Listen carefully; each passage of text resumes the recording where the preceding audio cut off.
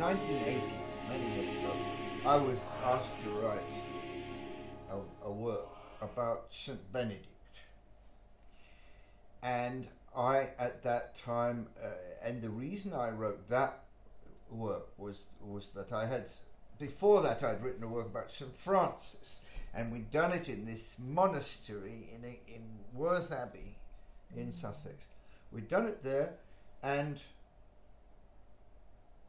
the abbot of Worth came up to me and he said, "How dare you write a work for the opposition?"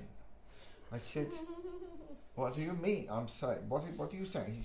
He said, this is not a Franciscan monastery, this is a Benedictine monastery. He said, "And you've written a piece for St. Francis." He said, "Why couldn't you, next year," he said, "next year is the 1500th birthday of our founder, St. Benedict."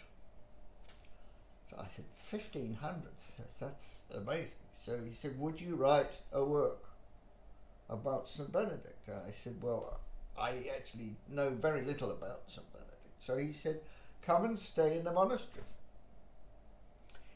and we will tell you all about St. Benedict." So I did. I had a cell, and I went and stayed in Worth Abbey in Sussex, Benedictine monastery, and I talked to the abbot, and I talked to Father Philip, who was in charge of the music, and I was taken to the library, and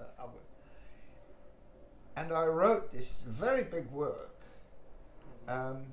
called I called it eventually Benedictus, and it was performed for the first time in that monastery. Then later on, about 86, it was taken up by our top choral conductor in this country, Sir David Wilcox. Well, he's known all over the world.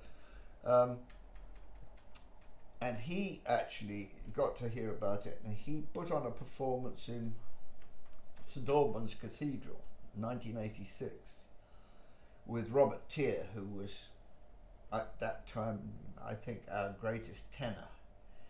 And it was with the Bach Choir and the St. Albans Bach Choir and the English Chamber Orchestra, and it was an enormous success, and it was completely sold out. It's the biggest cathedral in England. And after that it had many performances, something like at least 40 cathedral performances conducted by Sir David. So that was a big success, and then it sort of quietened down